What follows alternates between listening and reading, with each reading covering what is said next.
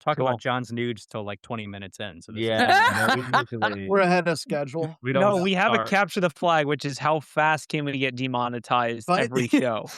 By the way, did you see that article about CTFs and bug bounty programs? And how Yeah. they're fucking cratering everywhere.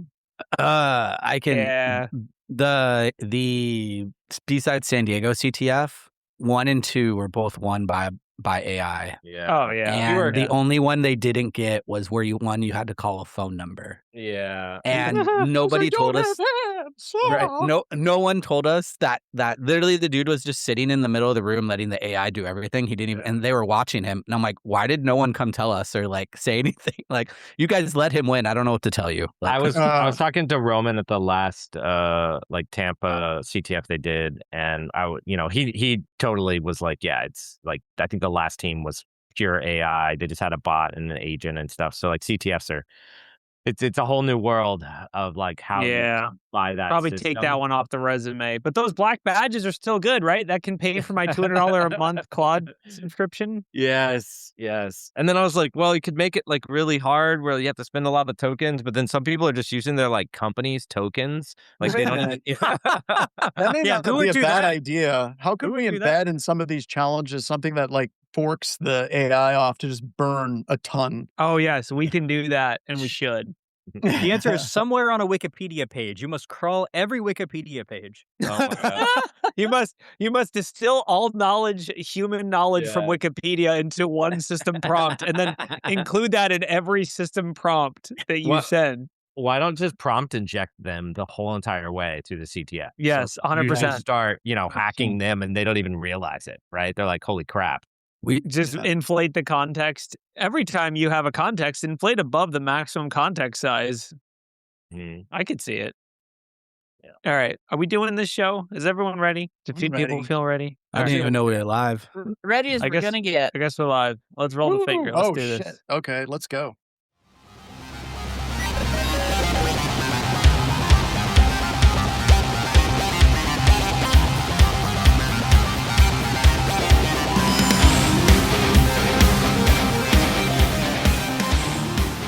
Hi, John. How's it going? You want me to? You go it. You take it, man. You do it. I just like that you got put on the spot, and you really had the right pace for it, which was like, really?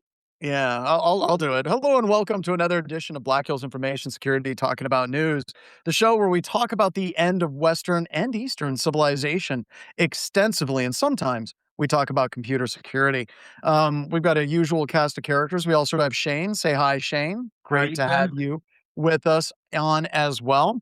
But it's been kind of a slow week in news. I don't think that there's been many new... How many 0 days do you need, John? Systems, How many 0 days? Listen, there's 2 hot, spicy 0 days, and you're just going to say it's a slow week? Bring it up. Mythos must have been sleeping this week. Yeah. Okay, so first of all, Mythos was sleeping, but it found one vulnerability in curl, so it was like kind of a little bit awake. I guess we could talk about that first. Let's start with de-hyping Mythos. The creator of curls published this super fun blog post, basically walking through his personal process that he followed with getting access to Mythos and the results he got back. And basically it came down to one thing, which he didn't announce specifically what it is, but it's going to be fixed in the next patch for curl, and it doesn't sound super concerning, at least not from his perspective. It's weird you get this, and by the way, the article was great, and I liked how he's like, the results were meh, whatever. And then you have Firefox and Mozilla coming out, and they're basically like, it found hundreds, and it was amazing. And you always say the truth is somewhere in between, and I understand that curl is probably a smaller project, maybe tighter knit code, possibly. I don't know. Curl's been around. Curl's not that big. I mean, all it does is download things. I don't understand how it would be that big. Okay, but there are a couple of interesting. Give me some of those flags that really make it magical. Here's the interesting tidbits. First of all, they have fixed. It's over 178 lines, or 178,000 lines of code, which is way more than I would have guessed. It's written in C, not in Rust, so you'd think it'd just be full of 0 days because it's not Rust. Well, that's true. But it's basically there have been 188 CVEs in curl, and I don't think they've really added much in the way of features. So it's really just, it's kind of the ideal situation for open source tools, which is you just have them burned for years and years and years, and then they become really hardened. Well, Uh, the other thing to remember about curl is it's kind of what Ralph said. It's downloading data, right? Like you got a bunch of options for a number of different services that you can use, but it's not actually doing protocol parsing, right? Like if you compare this to something like Wireshark is a good example where it's doing tons of protocol parsing.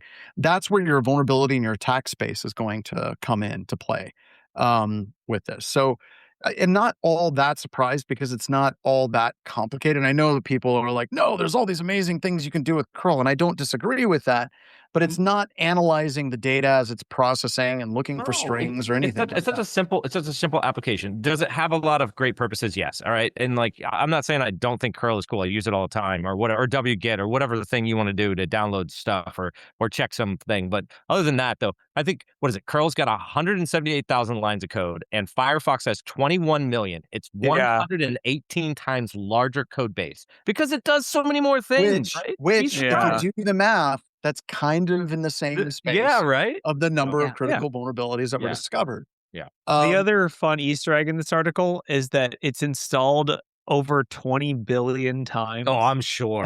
I'm sure. Like you can That's easily like- install any Linux distro and accidentally get curl. That's insane. It says it runs in every smartphone, tablet, car, TV, Yeah. game console, and Yeah. server on Earth. What a What a flex. badass thing to be able to just say. What Yeah. is life? that'd be nice. So the other there's multiple 0 days, not more than. I mean, I guess technically that's not really a 0 day because it No, isn't they're just released. exploits, vulnerabilities that have been released. Yeah, but that's de-hyping Mythos. There was also a 0 day. There was a really interesting Google threat intelligence report from last week on. I mean, they don't disclose what it was. I'm assuming it was like cPanel or something like that. I mean, we've seen cPanel get abused hard in the last couple weeks, but basically, someone coded up using Gemini or maybe not Gemini, a 0 day for a popular open source web admin framework panel or whatever. cPanel, yeah. It could be cPanel, PHP MyAdmin, I don't know, who knows. But basically an MFA bypass that comes from a business logic flaw.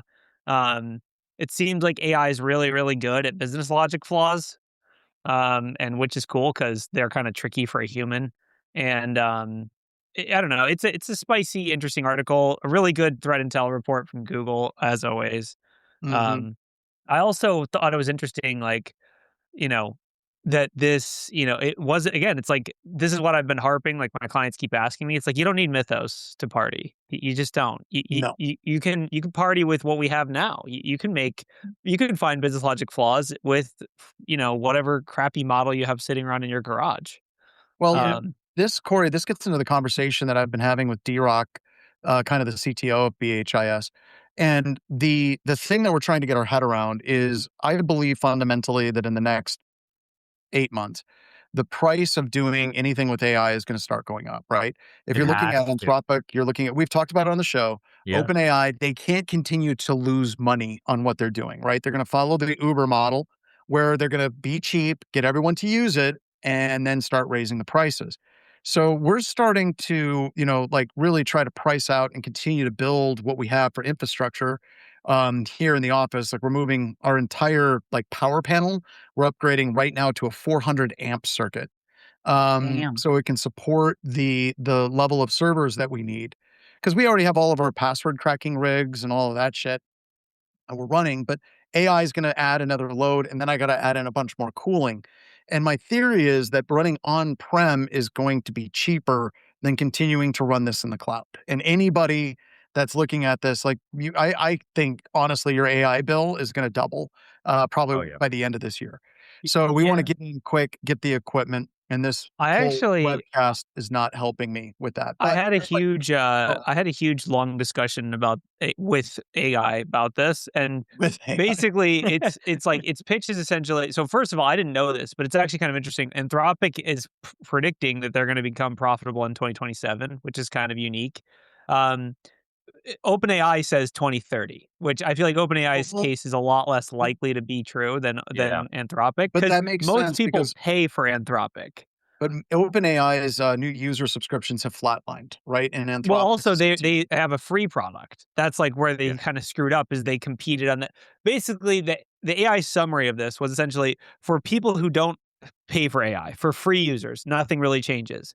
For the uber high end of AI users is where they get hurt, and what you're talking So about applies, like the power users. And that's where we have to start looking at it as a firm that's doing defense and offense is what level do we need for which tasks? Because right now, if we're tracking what people are doing at BHIS, almost everybody goes to the latest, greatest, most expensive model, right? For everything. So we really have to start saying, okay, what are we going to be doing and running our own models hosted? Do we want to get the little NVIDIA or like, this little boxes that they can run their own? TGX Spark. Yeah, the Sparks and getting those for the employees. Like people are going to have to start seriously looking at what level of AI firepower do you need for what task, because you're going to have to start addressing your costs here shortly. The answer is So- not we should much. be And doing that Anthropic- anyway. We should be doing that anyway We are. because We are. it's just Anthropic is very they're very enterprise focused. Like they released last week, like their email show. A lot of you saw it, but they're going to start restricting what you can use your subscription for. So anything that is basically not Claude Code or Claude Desktop, they're going to give you a monthly credit to use those things for. And that seems like, oh, this is great or okay for the user until you realize, like in the SOC, we use a lot of GitHub workflows, and those have just been on an account. But now, once Yeah, you they're gonna reach cut that that out. threshold of $100 or $200 a month, those all are going to hit API cost. So we had to go figure out, how do we do logging on GitHub workflows? How do we measure? So we had to very quickly go determine which of these workflows cost But what. you don't need 'Cause Anthropic- Opus to do that stuff. You, And you, it's- No. you don't. I'll say. You don't. Yeah. Exactly. You don't. And that's like, but you're inclined to, because it's the best. And Anthropic Yeah. is like, they are very much the enterprise provider. Like ChatGPT B2B wants to They're be the B2B one, yeah. Exactly. They want to Kleenex be, hey, come versus use our the- platform. We'll do a good the job. Like, VHS don't worry. versus the We'll give you Betamax. we'll give you Pulling plenty of it- quota. But pulling it back to this news story, Yeah. it's just like Corey said, you don't need Mythos. no. Right? No. To do the security research that people are freaking out about, right? It's unnecessary for a lot of the different activities. Half the time, I'm just like, hey, could you push this for me? Because I don't want to do that. Yeah. I would do that every time. Lazy, Ralph. No. That's so Can you help me Every get? time. I can't get. Come on. Shane, How many you've been times? quiet. How many You're our times have I guest. said? Yeah. How Shane, many you're our times have I guest. said? Oh, I was going to Yeah. get Shane's take because he's our guest and we're all talking over him. And I'd like to get his take because he's presenting at our threat hunting summit. And we're super excited to have you at our threat hunting summit that's coming up June-ish 17th. Mid-June. Mid-June, Yeah, June 17th. We'll go with that. Midsummer Festival. Yeah. We're going to all dress up like Ren Fair. But go ahead, Shane. If you want to stick to the article side, even Jensen Huang in his keynote was talking about that tokenization is going to be one of the things for new employees. You're going to get a token balance as part of your negotiation on there. That's kind of how his presence is. I like But I that agree with idea. you that I think it's going to come in. It's going to come local. Why not? It's easy. It's not hard to bring a local model in on your machine. Most of the newer Macs run them without too much trouble. And then you can even use agency to run different models for different things automatically through just regular agents. You don't have to have the latest agent or latest model to run if you need to do parsing of a log file. And on top of that, you got the security consequences. You don't want especially in IR and security, you don't want that stuff being repositioned in models out there. You can have that stuff all local and you can actually triage it and keep it secure. Yeah, and if you have Totally. a solid like custom agent that you can utilize for this stuff, you can like enforce it to delegate to the lower tier models, and that's the Yep, best way to absolutely. save on costs. Yep. Yeah. Yeah. One of the, like a couple of other super interesting things I learned from my deep dive was if you look at agentic chaining, like if you look at like, okay, an agent creates a chain of tasks, because of how AI works, if you chain too many tasks, no matter how good the model is, it'll fail like 50% of the time. So like in the research I was looking at, if you chain like 6 tasks, by the 6th thing, it's like a 50% failure rate. And so it's like using a fancy model doesn't save you. You could be using a cheap model instead. And basically it's better, you're better off defining super specific success and failure conditions and then passing it off to cheaper, simpler models versus like every agent is Opus and it says, do this high level task and chain as necessary to accomplish it. You're going to have failures along the way, no matter what, if you use that approach. Cool. So do we want to move on and talk about the downfall of bug bounty programs and CTFs? We could. That's a It's fun. all- That's it's all- essentially compendium. just talking about AI more. It's Yeah, all I was going to AI. say, continue the AI podcast. Hey, let's not bitch about that. Okay, let's be clear. If we go back 2 years ago, it was ransomware story after ransomware you're story. right. Very I true. mean, Very I, true. for one, You're not wrong. I like the change of pace, but this was an interesting take for somebody that works on bug bounty programs, Shubs. And basically, they were talking about how they did a lot of bug bounty programs, and specifically, I think for Uber, they've been doing it for over 10 years.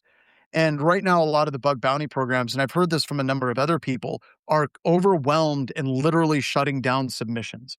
And this, I think, ties into the Linus Torvalds article that comes Yeah. up right after this Yeah, one, very much. where these companies, like, I don't know how bug bounty programs, like, how do you survive in the age of AI? And it's funny because some of their solution is to use AI to evaluate submissions that are from AI. It's the only option. That's It's the the only. It's only always option. fight AI Really with AI. is. Fire with And- fire. And I thought it was an interesting article. I want to talk about the bug bounty aspect, and then I want to move to the CTF aspect. So, what are your takes on like bug bounties? Because this looks bad from the outside. I still think the bug bounty should be considered to be a viable product, but I don't think that there's a sacred fire that only bug bounty programs have anymore. Like basically, Prometheus has come down. Fire is everywhere, right? Like we literally have AI security research doing things at a pretty high level that anybody with a competent level of technology capabilities can do. And what does that do to the bug bounty program space? So, and I've got another take, but I wanted to get you guys' takes on that before I give my I take. think this is just alarmism from bug bounty hunters being basically it's them being like, we're not getting paid. This sucks. Which is fair. Like, okay, that's fair. Like, okay, guess what? If you're submitting a bug bounty right now, it's not going to get processed very quickly because there's 18 million others in the queue with you. Like, it's kind of like job hunting right now. You're going to get hit by AI and like it's going to be like auto rejecting you for having a, weird prompt injection in your resume or whatever. Like, it is what it is. But if I was on the other side of bug bounty, meaning I'm paying HackerOne to get bug reports, I want to see all those reports. I mean, I want you to triage them and tell me which ones are BS slop and which ones aren't, but I still want to Yeah, see see, those that's- reports. I want to see those vulnerabilities, right? Like, that's not going away, is it? I don't think it is. I don't think it's just the vulnerabilities that are ramping, right? It's just that submissions themselves are easily created, right? Yeah, it's both, just the right? reports. It's both. And you can no longer tell with the trash reports from the good reports because now- AI is writing all of them. I think we're going to come to that. I think Linus Torvalds has a really good solution, and we'll talk about that next. But you're right. So, Yeah. all right. Okay. Well, that's all I had to say. Well, and at the risk of pulling Cassandra, I've been saying for 20 months now that AI was going to accelerate and amplify all of the problems that we already had, in addition to introducing new problems. It's just like And- getting old. Yeah, tell me about it. But You're not. it basically You're is doing fabulous, exactly Bronwyn. that. And it's doing it in multiple spaces. Come on, it's doing it not only in cybersecurity with all kinds of things, but the bug bounty programs are another example. Yep. The amount of submissions has gone up. The value of the submissions has become a huge question mark, much more than it was. And yeah, the only way to churn through all of those submissions is going to be to use AI. Open source projects have the same problem now, is they have Yes. so many PRs that they cannot go through them, and a lot of them are crap. But I'm sure there's some decent ones buried in there, but they just don't have the ability to filter through that much PRs. Like reviewing one code review like kind of sucks because you got to go through and read 2,000 lines of someone else's code. But now you have 600 in your queue because some guy pointed Claude at it for the afternoon. Yeah. I said, "Hey, we got some excess usage. Go for it." Basically, like, it's also really funny because in the bug bounty post, he like the creator Shug or whatever his name is, Shug, I don't know.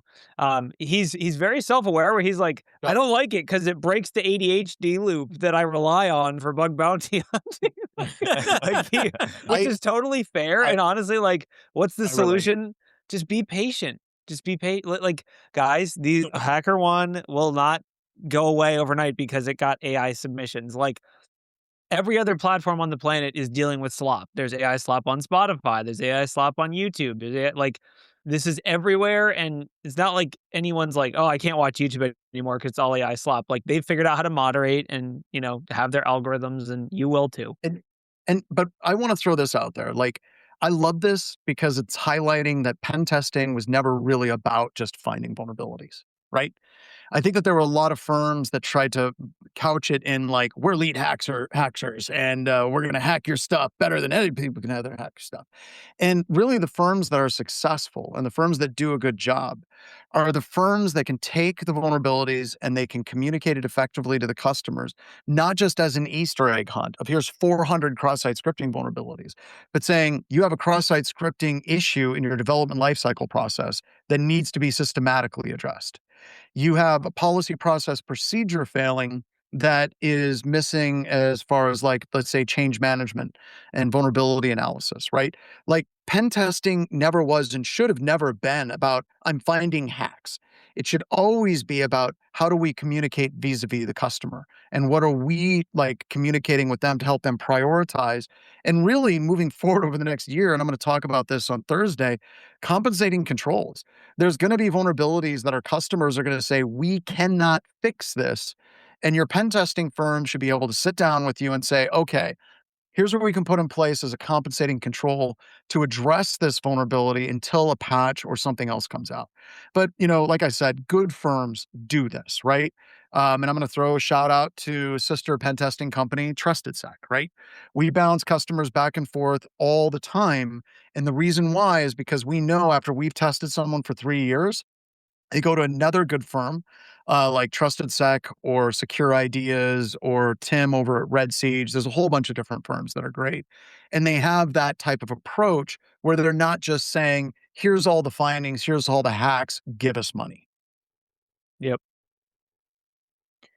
Does anyone And have another take on this? For me, it's like they'll figure it out. Just be patient, bug bounty hunters. You're going to get faster. You're going to get paid more. It's just going to take longer. I think the only thing to call out is temporary. In the meantime, people will get sick of waiting, and they'll publish stuff. Right? I- Like that's I the think there's biggest problem. I think there's a part that's of the that where problem. if that's someone's career though, that could very well for them derail things. If your career is as a bug bounty hunter, right?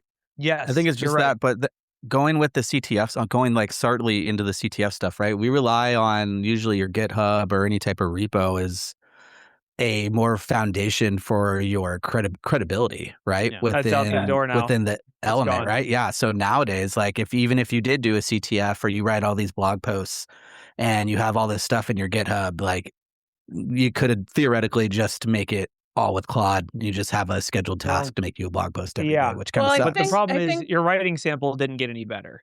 It's Yeah, still shit. people are going to be, if they're using their brains, then they're going to look at how much time went past before all of these submissions were made. Because, I mean, a human can only do so much in a given period of time. That And is then true. All that to going to sexy have something else. pandas. Now, I okay, agree, I'm but going look to make at a like prediction, though. I'm going to make a general prediction about AI. Everyone, that Bronwyn's is- going to learn us stuff. Go ahead. Because I went through a lot of this when the web went mainstream, and I'm seeing a lot of the same patterns in terms of early adoption that just sucks ass big time. And yes, add to the cookie jar. But over time, people figure it out, and I'm looking at the patterns that I'm seeing in reading lots of stuff from lots of different industries. Companies who fired a lot of people claiming AI, if they weren't actually just firing humans to make more money to spend on AI, and they actually thought seriously that AI could replace the humans, they're finding out the hard way. They're learning the painful lesson. No, AI in its current state can only do tasks. It cannot do jobs. It cannot multitask the way that a human can. It cannot identify what the value is about a certain finding or vulnerability or issue. And God knows it cannot make moral judgment. Yep. That's great.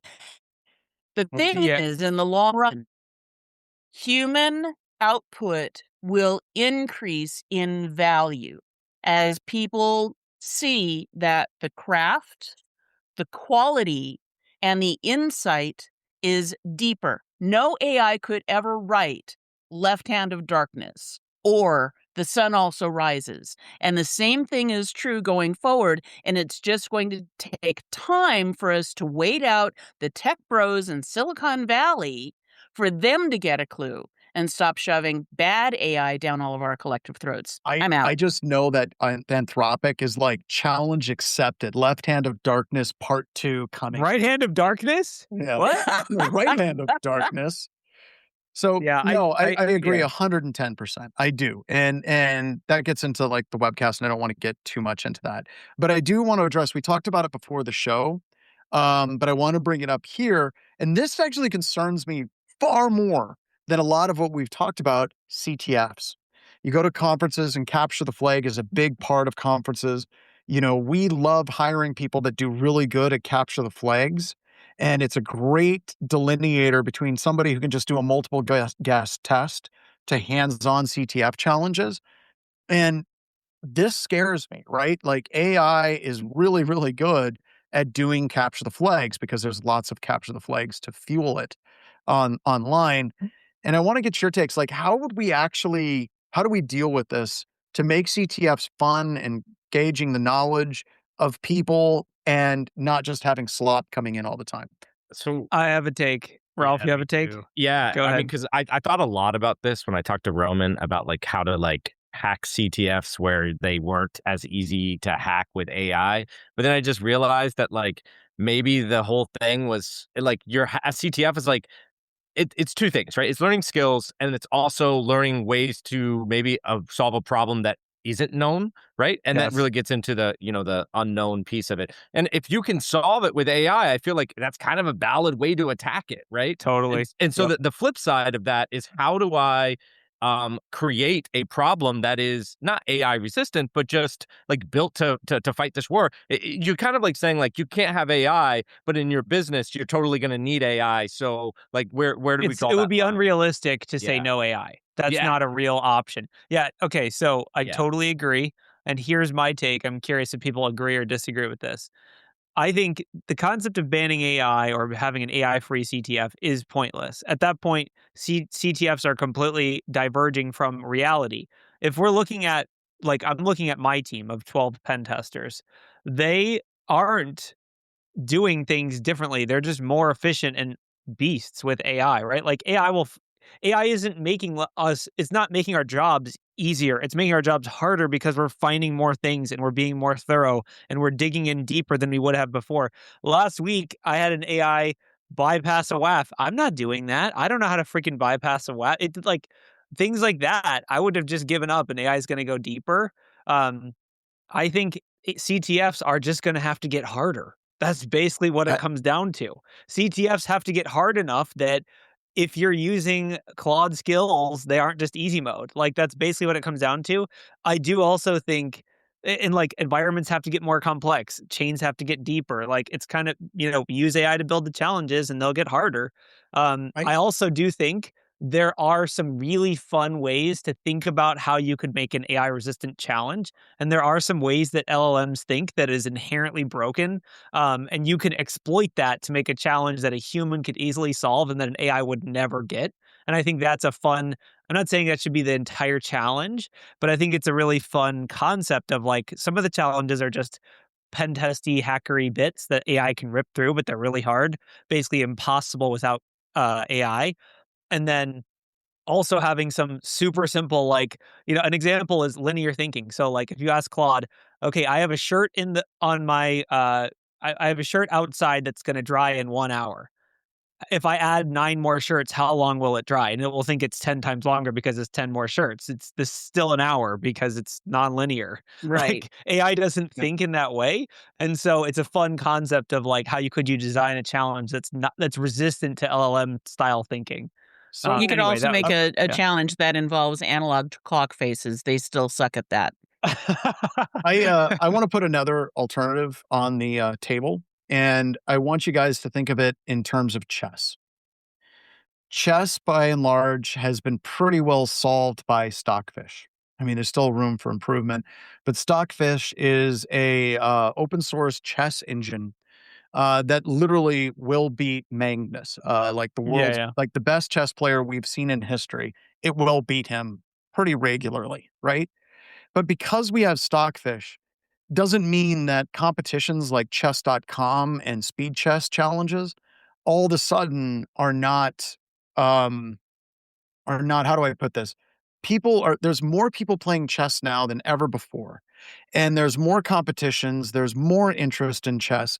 And the use of Stockfish at like chess.com and Chessly and all of these things has actually greatly improved the capabilities of human beings in playing chess. And if you're a CTF organization, I want to kind of put this out there as a thought. One of the things they do whenever they play chess competitions is they watch what you're doing on your chess game, and they can look at what you're doing. And if your move is always the top rated move from Stockfish, right? They detect that as cheating or even in the top three. And then they'll flag it. Like if you're not a grandmaster, they will investigate you and they will ban you for life.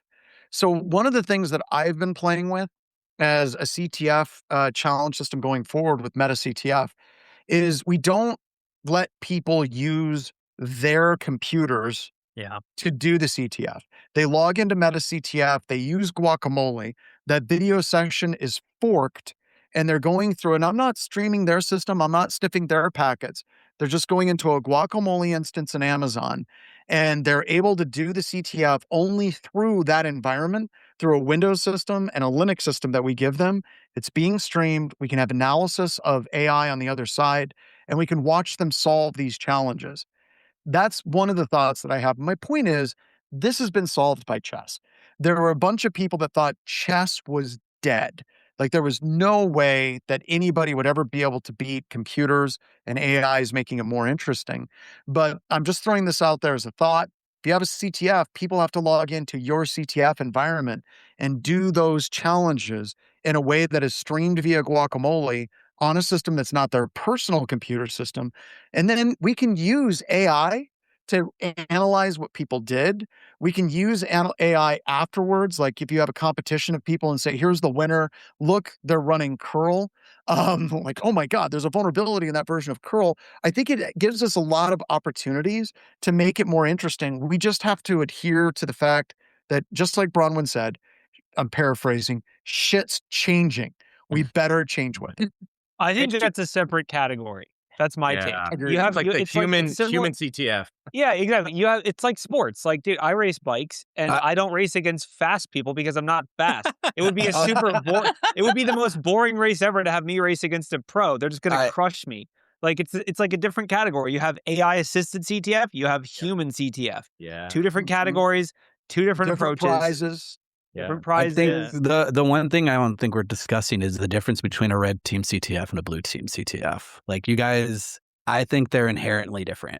And I think that my approach would work for either. I think no, I definitely agree. I do think your approach would work, but like and that is the answer.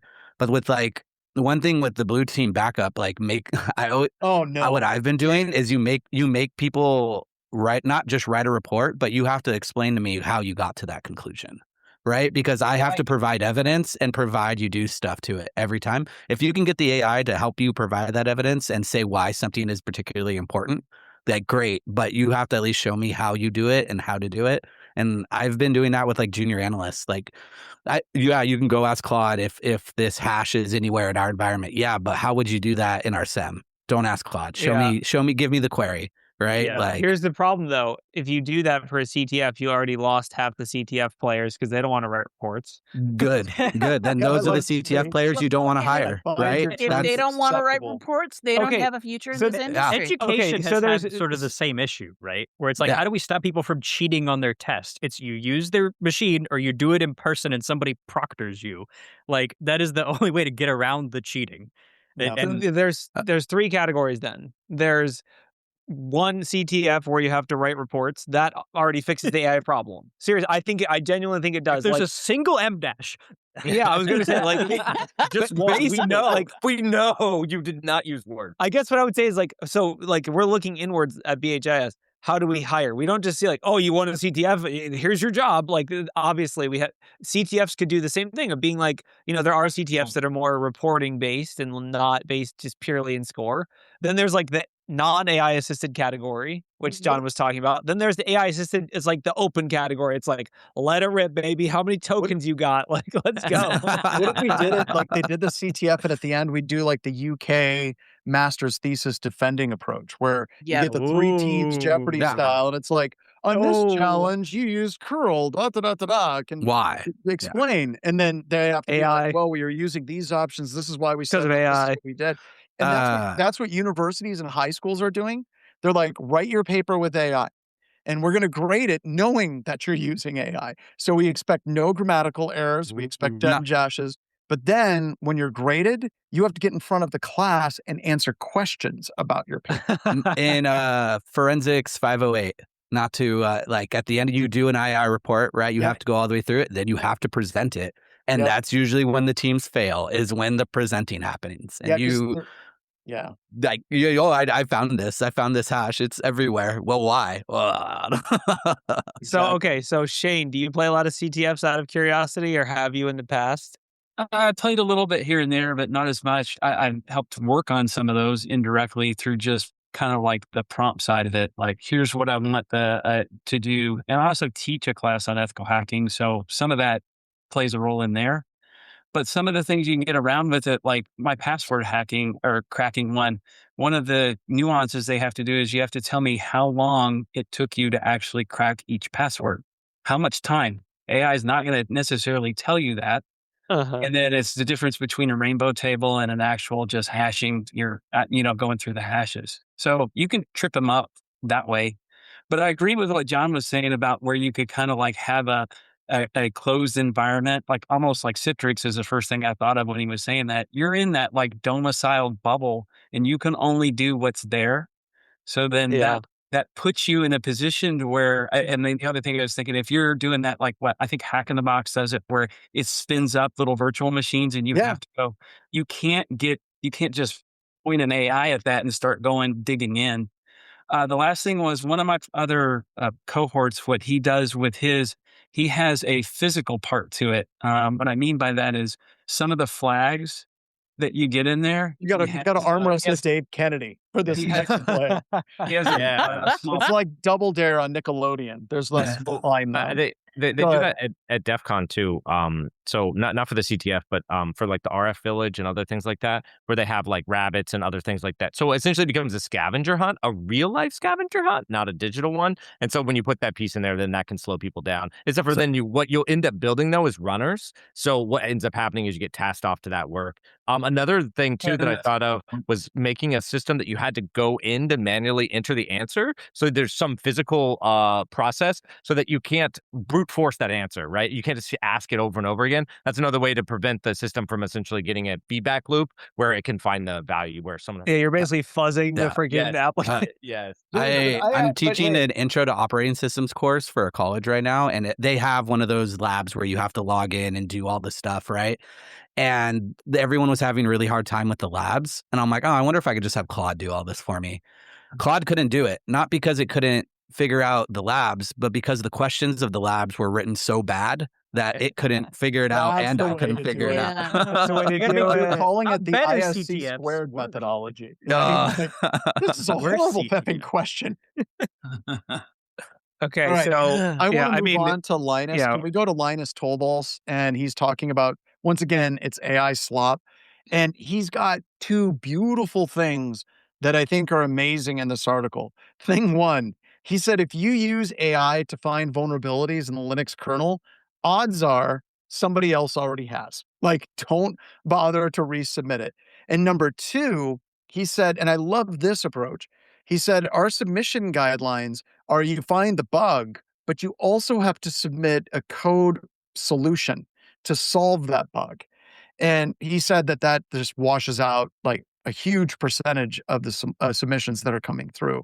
He didn't seem as salty as I thought he was. Like, I thought for sure he was going to be like, FAI, F all of you. Because if you want to use AI your credits and your money to do the job, that's great, right? he used AI to read all the responses and ask how many were BS, and 99% of them were BS. So he's like, yeah, I mean, Fight fire with fire.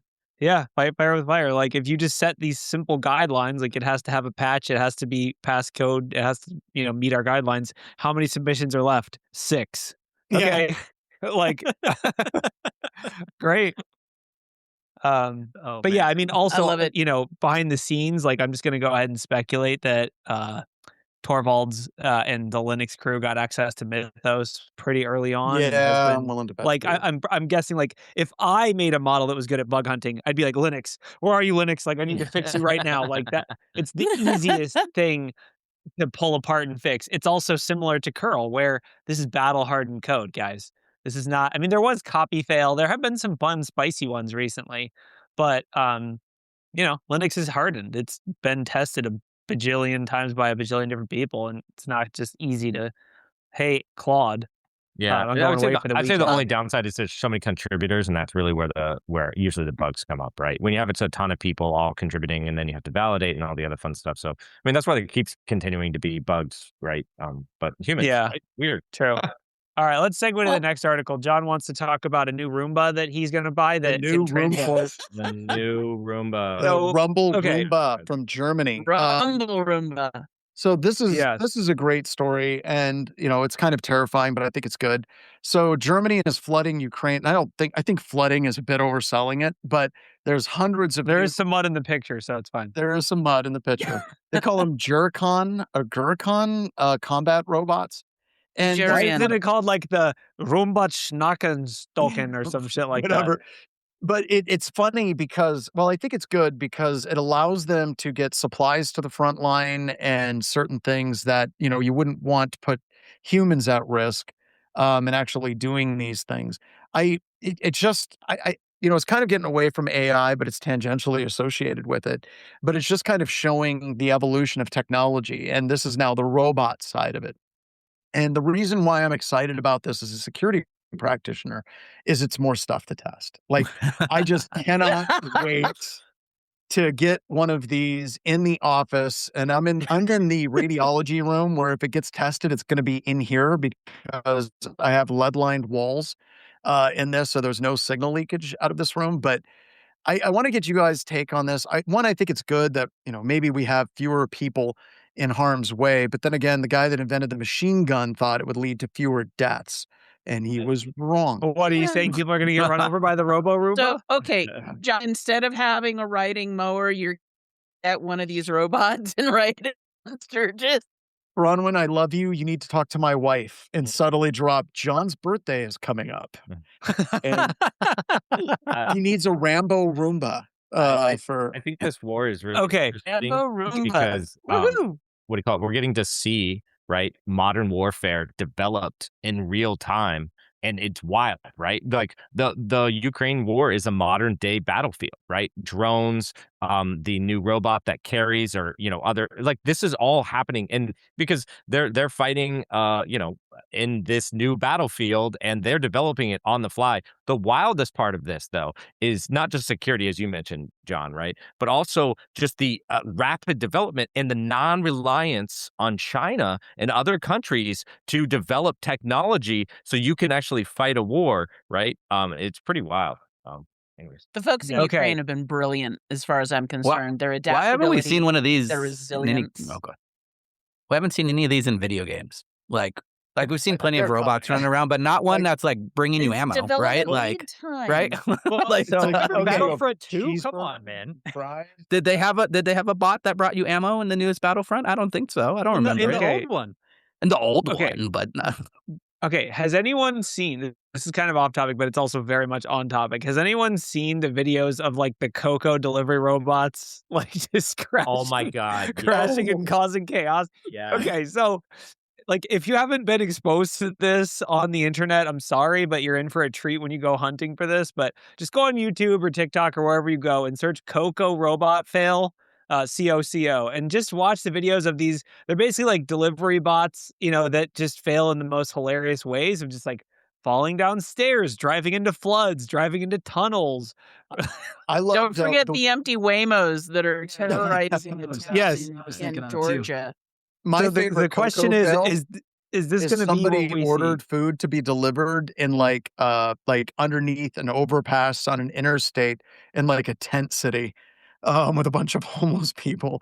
And it was just like the dichotomy of what's being like what that's showing is pretty hilarious. And then So that's the sort of question is that going to be like, are we going to see videos of Russians just watching a robot like fail to deliver ammo for like 17 hours? Or is it going to be actually useful? Like, we'll see. I don't know. I mean, the other You thing know, is every time you show those videos of these Cocos getting destroyed and obliterated, I think it's just helping Coco stock. Because the one thing that I take out of this is these things are put together pretty damn well. Like, yeah, yeah, yeah.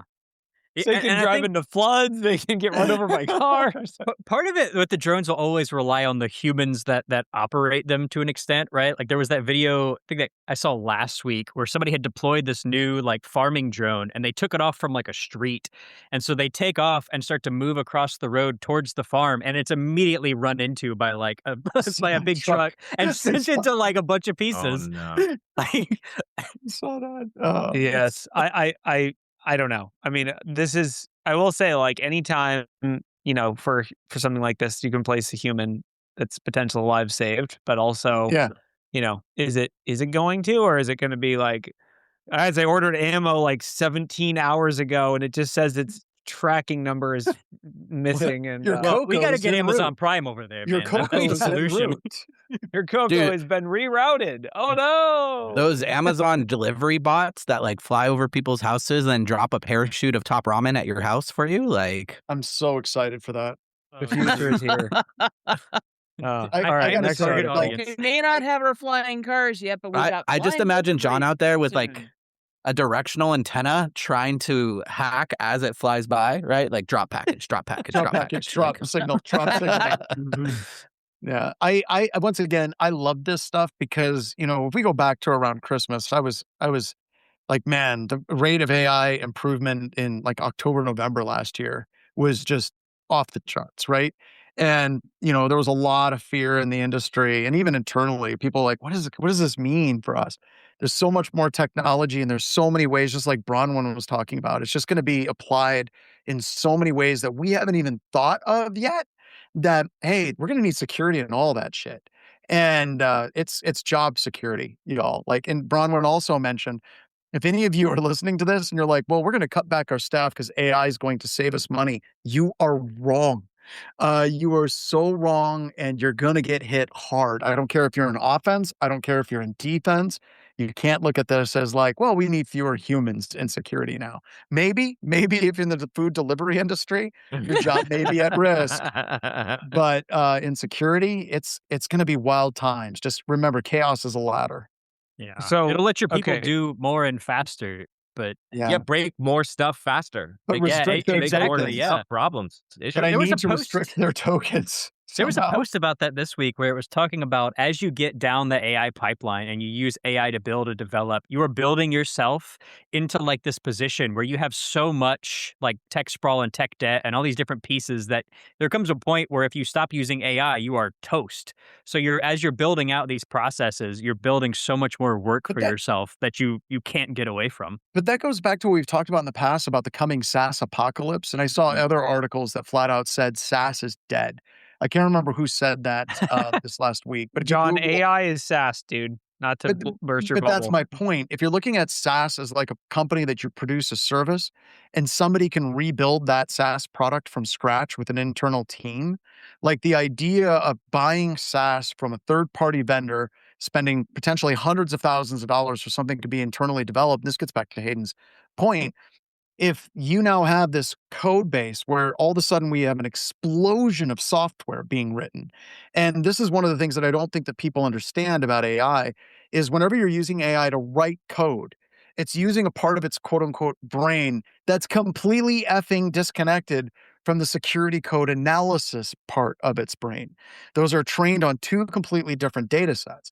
And we've seen a lot of different stories where people will have code written by AI And then they'll use that same AI to evaluate the code for security vulnerabilities and find multiple critical vulnerabilities in it. So once again, I think it's just great. There's a lot of explosion of cool stuff happening. Yeah. So a couple quick hits since we kind of spent a lot of time talking about AI. First of all, there's a BitLocker 0-day. Oh my God, I heard about That that. we kind of forgot about. Basically, if you have physical access to a system and it's using BitLocker, you can put a file on a USB drive, throw it in there, boot into recovery, and get a command prompt on that All from a system. USB stick. Yeah. Yeah. Now, So now, far. a couple of quick things about this. You can't do it from a cold boot state, like where the system is starting up from cold. No, have you to have can. No, access to it. absolutely. You can. Cold. Yeah, No, yeah. but if it's been down for a while, the memory state goes out, from what I've been reading. Well, If it's- hold on. look, there's a difference between standby and completely shut down. Whenever you're looking at Windows computer systems and you go back to cold boot attacks, you go to FireWire attacks, and I think this one too. If this system is completely powered down and there's no suspended state, I don't think that this works. At least that's what I read in one of the testing. But if the system is in standby mode and it comes back up, then you can actually go through and you can bypass it. So that's interesting. But the real question I want you guys to get, do you think this was intentional?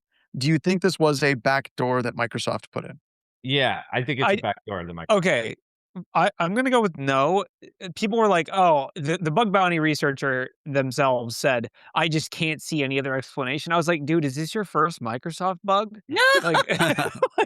Like, not to diminish the capabilities of this person. I'm sure they're way smarter than me, but like, dude, this is their bread and butter, is putting features in and forgetting to take them out, and then those features having vulnerabilities in them. But also, that's arguably plausible deniability for a backdoor, so it is what it is. I think it's, we'll never know. Ralph, what I did you think say? Microsoft Ralph, knows, you and he's said currently you being thought- escorted out. Ralph thought it was intentional. Why do you say that? Yeah, I mean, Law because enforcement? it looks trivial, like the actual attack path. I didn't see anything like, because John, you mentioned that the system has to be on, and the actual key is in the TPM, right? So that's in the TPM module, and so it has to be on the same. Wait, we're putting these keys in the TPM reports? Yeah. Yes. Yes, the They're in the TPM reports computer. they're overdue, John. They're overdue. Oh my. So the keys are there, and on that device when it boots and it realizes that the order has changed, then it prompts. Windows does, but this attack essentially bypasses that prompt and allows you to get access to the C drive. There's a bit more into it, but functionally that's how it works, right? And there have been other arguments about just storing anything on the TPM because there's no actual password for the TPM. It's just validating that nothing has changed on the operating system before it releases that key from the module, right? Yes. But there are ways to implement second or two-phase authentication in the TPM where you can actually have a password that's required more than just being like the same hardware. So yeah, that's. But I think it was on purpose. And the CIA is going to be upset that they have. I think that security Microsoft's been selling magic USBs for a hot second. Mm-hmm. Also, the security researcher says that they have another vulnerability similar to this one that they're planning on releasing. I think. Oh yeah, this later person this is week. popping off. I guarantee you, they just had a bad experience with MSRC, and we're like, you know what? We'll see how I can MSRC. Well, look, MSRC is very timely. They're responsive. They're consistent in the way that they communicate with security firms, and they take vulnerabilities that they take it seriously. There is. Listen, so I John. do have two recommendations if you actually want to stop this from a physical hardware attack, because we implement this on our own devices that we ship out. So the two things you need to do is first implementing a BIOS password, right? That's Epoxy or USB ports. That was my answer. BIOS password. All right. Yeah, so BIOS password. Another and the second level way to lock this down is using Secure Boot. Now, people don't realize actually how Secure Boot works, but one of the functional ways that Secure Boot can work is that you can designate your own keys that you actually create and put into the BIOS, and the operating system will not even boot without those keys in existence, right? The BIOS will totally say, no, I'm not going any further. I don't care what USB drive or any other thing. The only way to disable that is to go into the BIOS, and if you have a BIOS password, ipso facto, it's not booting, right? Yep. Well, okay. So, John, to take a serious, like, honestly, MSRC people, if you're listening to this, you guys need to start using AI. It's okay. Well, they're Some using jobs it's fine. Copilot as the Like you guys need to like, come on, get access to Chat GPT. Like, come on, guys, start processing the bugs, or else. Like, yeah. I mean, I think if we're being honest, the threat vector from physical access is already pretty limited. The amount of information that can be stored in one system is pretty limited. Like this is kind of an edge case. It applies mostly to industries that have crown jewels on their endpoints. Like it's like legal, government. The high sensitivity environments. But going back to like the intelligence community and DoD, like field expedient, like forensics, physical access, man. This is a huge thing, especially if you're in the military, in the field like straight up physical access, bypass authentication controls. Like that's something that we've used for years and in a variety of different ways. I kind of lean towards Ralph on this one, that it was intentional, and I agree, Corey. Like I'm not 100% certain, but it also doesn't apply for Windows 10. Is that correct? I don't like this. Yes, this is your reason to go Windows 11? revert. Yeah, you got to revert Windows back 11. to Windows 10 now. But that's what makes me like argue with myself, right? That it wasn't an intentional thing, because if you really wanted to have utility to the CIA and you wanted to have utility to the NSA, and more particular, if you wanted to have utility to operators in the military and JSOC, you would want it to work in Windows 10. Well, yeah, but they probably have a different USB for Windows. Okay, that's fair point. Fair point. That's not a Fair yellow point. USB. Yep. It's a red USB. Yes, yeah. Yeah, which one do I use? Yeah. It's a different color. Cut the red wire, John. Yeah. So They don't want. no, it's just a Honestly, wild Microsoft story. got rid of the red USB because they want everyone to move to Windows 11. That's why. That's what they're Okay. doing. So as far as the Canvas breach, any big updates on that? Has anyone I followed don't that think one there's closely? been anything new, has there? Like we still don't know how they got breached in the first place. I mean, They paid, had a- they're in. They paid. That's the big news. They did pay, and they're reached an agreement or whatever to not have the data released. We'll see if that actually holds, or if someone leaked it, or who knows. But Well, supposedly they deleted the data, but did they run hackers- shred-n7, or did they just put it in the Is recycle it a bin and forget DoD to wipe empty or it? not? Oops. I don't know. I do know some people who are dealing with that with the community colleges in California. So I've heard rumors that they paid up to $10 million. yikes! And That's not that much. That's actually No, like it isn't, Weren't they asking for like $2 million per school? yeah, it was like like $9 $9 million. million, $10 million, or something. They cut a deal. That's only 5 schools. Yeah, no, I mean, I don't know.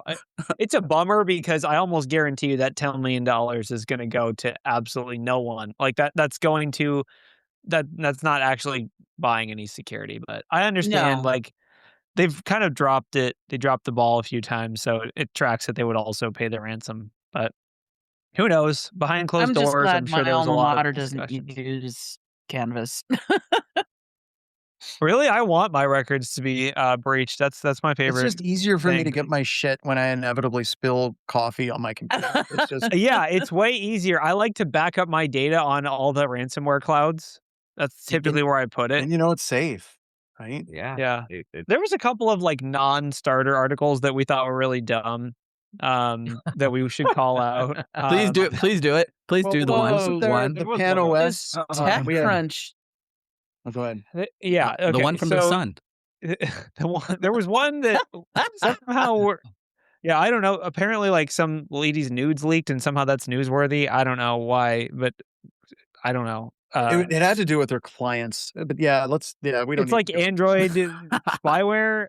Also, Yeah. there's an article that like Claude, when you install it, and installs spyware. It's just like someone who doesn't know what spyware is writing that article. I every don't know. time. Well, Every time. It's like if the Yeah. provider that you installed their software you can use the software to control it, which is spyware, but that's also the product you're paying for. So it's like I installed AnyDesk, and I think it's an RMM tool, guys. Like, holy crap. Well, we also had the DigiCert breach. I don't know if we talked about that last week. Their That was ED like code that signing. was at least 3 weeks ago. Yeah, that was a while We ago. did. So- They had a good Yeah. write up. There was the gas tanks. Like supposedly people were claiming that Iran was messing with gas tank monitoring, which had no authentication. And basically what they were doing is just, I guess, lying about how much gas there was in the tanks, of being like, actually, there's no gas. Like I don't really see the. I think they were upshot of saying that one. if the gas tanks have false readings, they can potentially explode when you fill them or up too much. overfill or whatever. Yeah, it's like overfill or the something like that. classic like No. specter of what could be possible with OT hacking, but didn't actually. But that's happen. that's like 80% of like the bad DEF CON talks, where it's like, Totally. theoretically, if I can hack your toaster, I can burn you. And it's like, if you just stick okay. your hand in your toaster for Or- 20 to 30 minutes. all the conferences you go to, and there's some jackass running around with a Flipper Zero opening up the charge ports on all the Teslas. It's like, oh God, this shit again. But it's, but stun hacking does have its place. It absolutely does. It does. The train thing I was think, cool. by the way, hold okay. on. Yeah, do the Brian, train one. Do hold the on. train one. I want to talk. Brian thinks that we're attacking him, and I would just want to call out, Brian, you did a great job. I know you're correlating the news stories by the community, and we appreciate that. We aren't saying anything about you and the job you're doing. You're doing a great job, Brian. I just want to call that out. So, all right. Yay, Brian. Yeah, I guess let's have Shane plug his stuff. Shane, what you got coming up? Shane, take it away. So I am going to be delivering a presentation in June for the threat hunt that is faced that y'all are putting on. Specifically, I'm kind of setting the course for you have no idea what you're doing. You're beginning to kind of get started, and what's next? Many of the clients Feels relatable. tend to have that whole, "Hey, just find bad. I've got a Splunk instance. Go to town," and that's find bad is like the worst statement you can give me, because if I find bad, you're going to have a bad day. And I don't like to work from that direction. I like to work a little bit more structured. So that's kind of the beginning of it. I can go into more details, or if you have questions. So you use stats and then sort by least common log. And then there you go. No, I think you just literally grep bad. Found bad. Event Grep for ID asshole. 666. We found Satan. Yes. I misread whenever they were talking about your talk. I misread it as threat hunting after dark. And I gotta say, saxophone solos were playing in my head. I'm like, this is gonna be super cool. It's like you're either going to grab a bottle of bourbon or you're going to grab a can of balls and get started. Exactly. So my question is, and I know the answer is both at some level, right? Sure. Is this kind of designed for talking to like potential customers, kind of letting them know what they need to be prepared for an incident, or people that are truly trying to learn threat hunting, or is it some combination of both? Probably a little of both, but it's more on the threat hunt side. What we're getting on our side is we're getting a lot more calls about, hey, we have this team that we want to start up, or we have this telemetry. How can we look at it?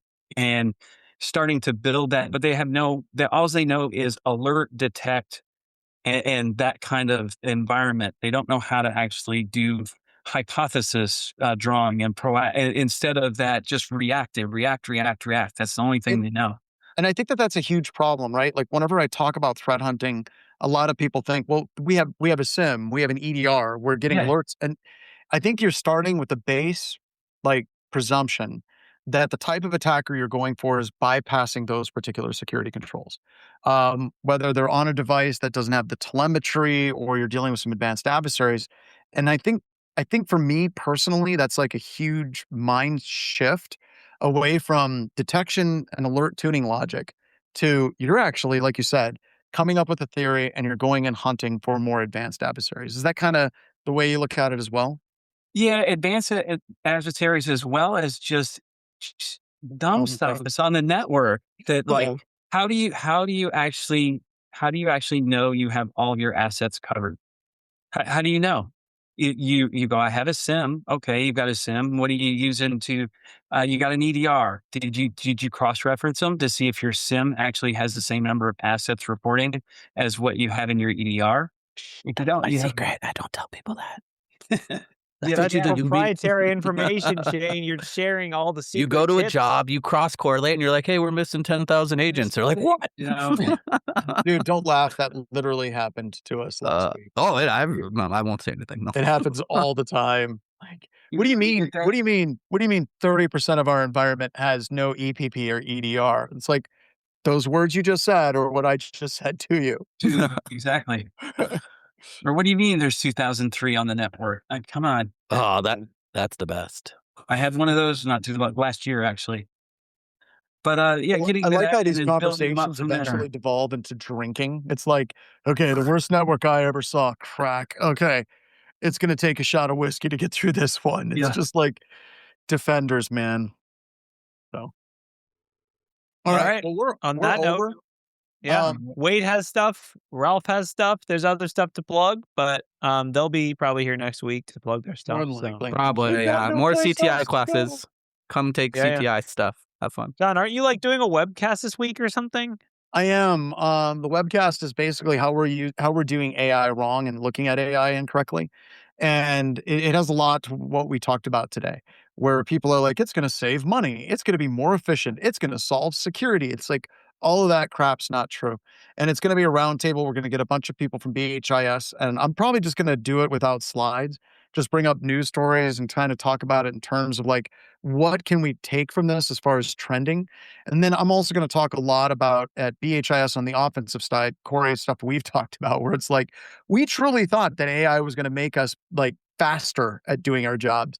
And instead, it's just adding a lot more work. And that's good because that's where humans need to be in the loop. Or another example is people look at AI and they're like, well, I'm going to buy a tool that's going to do an automated pen test, but they lose context and understanding of what that, and it just becomes another noisy dashboard tool demanding their attention.